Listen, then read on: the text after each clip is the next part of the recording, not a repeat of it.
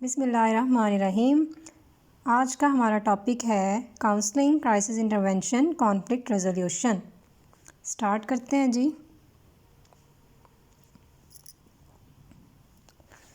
The technique that helps people to help themselves by development of a therapeutic relationship between a person and a patient. Therapeutic relationship जो होता है वो एक counsellor और एक patient के दरमियान होता है। तो ये डेफिनेशन है काउंसलिंग की। काउंसलिंग जो है ये एक टेक्निक है जिसके ज़रिए जो आपकी कह लें रैंडम थॉट्स हैं या वो थॉट्स जो आपको तंग कर रही हैं, आप जाके एक पर्सन को, या वो भी एक हेल्थ केयर प्रोवाइडर ही होता है, आप उस पर ट्रस्ट करते हैं, म्यूचुअल अंडरस्टैंडिंग का ये रिलेशनशिप होता है, आप उसको बताते हैं और वो आपकी उन बातों को कॉन्फिडेंशियल रखता है और आपको पूरा बोलने का मौका देता है। वो आपको जज नहीं करता, वो आपको एडवाइस देता है, फिर वो आपको बताता है कि आप उन चीज़ों से या आपके थॉट्स से उनसे आप कैसे कोप अप कर सकते हैं। ठीक है जी। नेक्स्ट है counselling is all except. Counselling क्या क्या है? Except ordinary daily conversation and advice, yes. Gives clarification of problem, yes. Person gets opinion of others, others मतलब काउंसलर। तो ये एक ऑर्डिनरी डेली कन्वर्सेशन नहीं होती जो हम आपस में दोस्तों के साथ कर रहे होते हैं, या हम एक अपनी मदर के साथ कर रहे होते हैं, या हम रैंडम किसी भी इंसान के साथ कर सकते हो। नो, ये डेली कन्वर्सेशन नहीं होती है। ये एक स्पेसिफ़िक होती है कि आप अपने मसाइल सामने रखते हो एक काउंसलर के और उसको बताते हो कि मुझे इन चीज़ों में मसला पेश आता है, ये मेरे फोबियाज़ हैं, ये चीज़ें हैं। ठीक है। Counselling is therapeutic conversation, NPI non pharmacological intervention, limited supportive activity, all of above. जो आपकी काउंसलिंग है वो थेराप्यूटिक कन्वर्सेशन उसमें होती है और वो नॉन फार्माकोलॉजिकल इंटरवेंशन भी है, और दूसरा वो लिमिटेड सपोर्टिव एक्टिविटी भी है। मतलब कि सिर्फ आप काउंसलिंग पे आप नहीं सारा कुछ कर सकते। ठीक है, तो इसलिए all of above.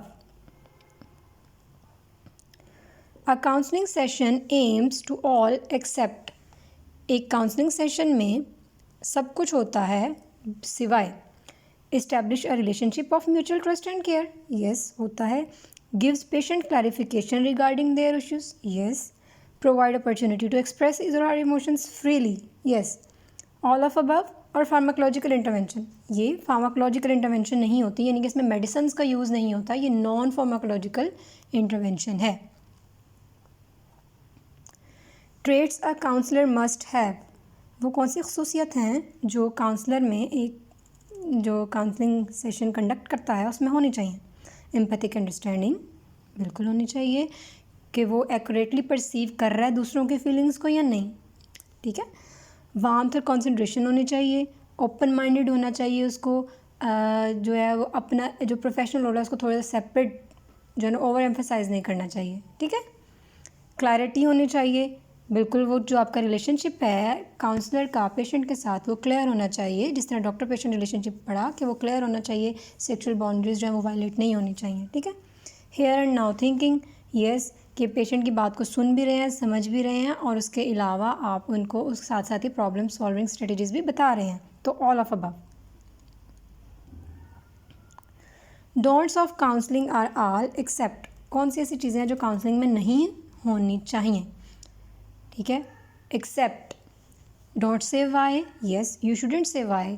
When patient is talking about his or her problems, you shouldn't say why, and you also shouldn't say out कि आपको ये करना चाहिए था, और आपको कंपेयर भी नहीं करना चाहिए। बी क्लियर, अब ये जो एक्सेप्शनल है इसमें बी क्लियर है। ठीक है, मतलब ये डोंट्स में नहीं, ये डूज में है कि आपको क्लियर होना चाहिए भाई। The word crisis is derived from. Crisis का वर्ड, अब हमारा नेक्स्ट टॉपिक आ गया क्राइसिस। क्राइसिस का वर्ड ड्राइव हुआ है लैटिन वर्ड से, ग्रीक वर्ड से, या अरेबिक वर्ड से, या पर्शियन वर्ड से। ये थोड़ी थोड़ी बीच में ना टाइपिंग मिस्टेक्स आती हैं, उन सब के लिए सॉरी। ये है जी ग्रीक वर्ड, जो वर्ड क्राइसिस है वो अराइज किया गया है ग्रीक वर्ड, और उसका मतलब क्या होता है? उसका मतलब होता है डिसीजन मेकिंग, जबकि चाइनीज़ लैंग्वेज में इसका मतलब होता है डेंजर एंड अपॉर्चुनिटी। ठीक है, so both A and B. Next MCQs आपका MCQ number 8. In Chinese the word crisis means danger, opportunity, decision making, both A and B. Next है जी क्राइसिस कॉजेज. क्राइसिस में क्या होता है? Permanent changes in life. Yes, कुछ crisis ऐसे होते हैं आपकी लाइफ में जो कि परमानेंट चेंज लाते हैं आपकी लाइफ में. ठीक है. Situational change, nothing change, both. Crisis causes permanent change in life. मतलब चाहे वो सिचुएशनल क्राइसिस ही हो, फिर भी वो आपके लाइफ में एक ना एक चेंज, कुछ ना कुछ वो लाजमी लेकर आता है, चाहे वो छोटा सा ही हो. Crisis is a period of disorganisation, trial and error, disequilibrium, all of above. Earthquake, war and rape is an. Earthquake है, वार है और रेप है, ये किस किस्म के क्राइसिस की एग्जाम्पल है? ये है जी सिचुएशनल क्राइसिस. ठीक है. जो सिचुएशनल क्राइसिस है उसकी डेफिनेशन ये होती है, a situational crisis is where a person is faced with a stressful or traumatic event. एक पर्सन जो है वो फेस करता है एक ट्रॉमेटिक इवेंट को, which could be a natural और मैन मेड. जो नेचुरल भी हो सकता है, जो मैन मेड भी हो सकता है. ठीक है. तो वो सिचुएशनल क्राइसिस है. अब नेचुरल में हो गया फ्लड है, अर्थक्वेक है, तो जो आपका मैन मेड है उनमें टेरर अटैक आ गया, वॉर आ गया, मर्डर आ गया या रेप आ गया. नेक्स्ट है जी क्राइसिस की जो 7 स्टेजेस हैं वो किसने वो वाला कह लें पिरामिड, वो किसका था? वो था जी रॉबर्ट्स का 7 stage model of crisis intervention. ये पेज नंबर 27 पे आपकी बुक पे ये एक पिरामिड बना हुआ है जिसमें ये है कि सबसे पहले आपने प्लान और कंडक्ट करना है क्राइसिस को. ठीक है. कि आपने देखना है कि आपने इस क्राइसिस इंटरवेंशन जो है आपने इसका मतलब कि आपने अब क्राइसिस मैनेजमेंट करनी है तो किस तरह से आपने चलना है. सबसे पहले plan and conduct, establish a report, और आपने मतलब उस पर एक रिपोर्ट बनानी है. फिर उसके बाद आपने आइडेंटिफाई करना है प्रॉब्लम को कि भाई कौन कौन से प्रॉब्लम्स हैं जो हम इजीली सॉल्व कर सकते हैं, कौन से प्रॉब्लम्स हैं जिनमें मुश्किल पेश आएगी. और फिर इसके बाद आपने उसके अल्टरनेटिव्स एक्सप्लोर करने हैं, जनरेट करने हैं. एंड पे फिर आपने उसका एक एक्शन लेना है, फॉर्मुलेट करना है. फिर एंड पे आपने उसको पूरा प्रॉपर प्लान करके उस पर एक्शन परफॉर्म करना है. ओके.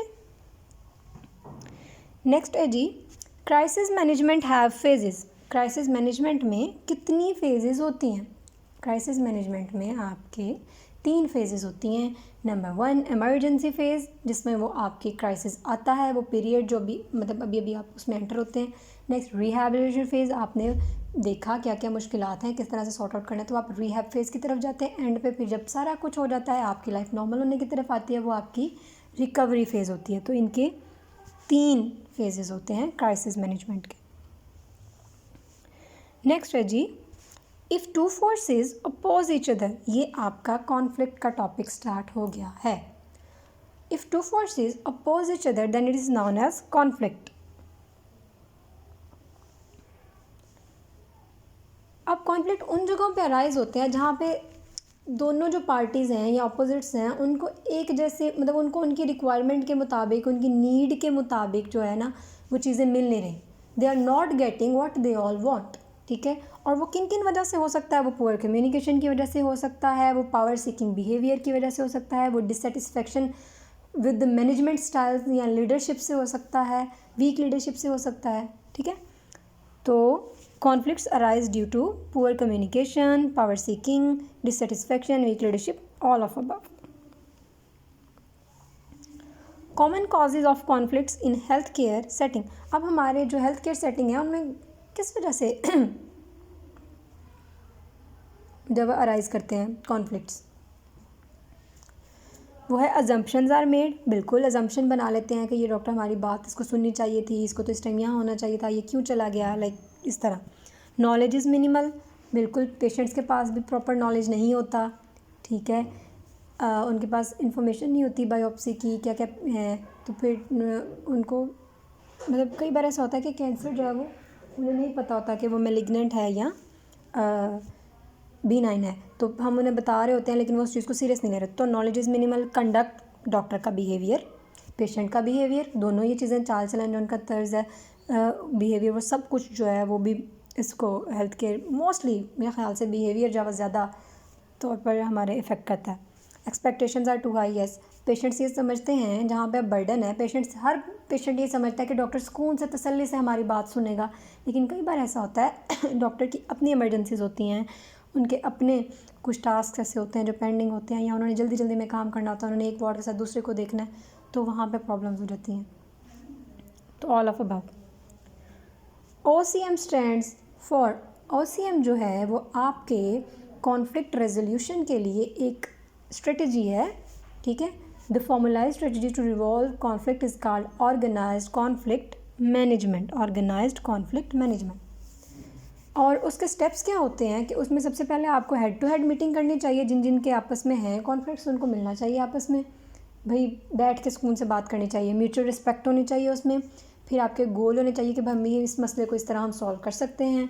फिर आपने उसको फ्री कम्युनिकेशन के ज़रिए रिजॉल्व करना है, आपने ऑनेस्ट रहना है, आप एग्री और डिसएग्री भी अगर आप हों तो अच्छे तरीके से हों, हेल्दी डिसएग्रीमेंट होना चाहिए।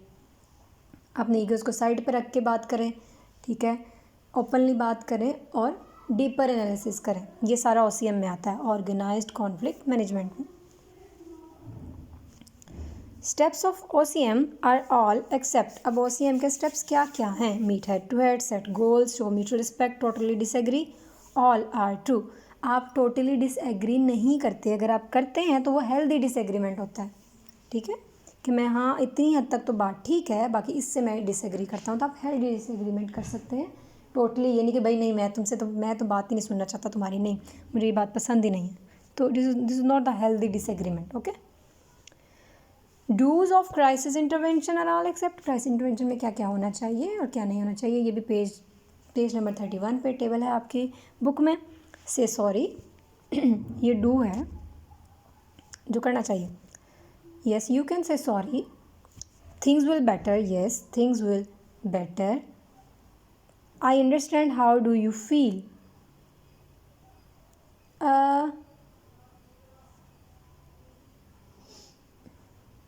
Just stay busy. और नेक्स्ट है जी दीज आर नॉर्मल, आप उनको ये नहीं कह सकते कि तुम अपने आप को सिर्फ बिजी रखो, ठीक है। So these are the don'ts of crisis intervention. Crisis management include emergency phase, rehab phase, recovery phase, all, ये तीन होती हैं। पहले इमरजेंसी फेज आया, फिर उसके बाद आपका रिहैब फेज आया, फिर आपका रिकवरी फेज आया, ऑल ऑफ अबव।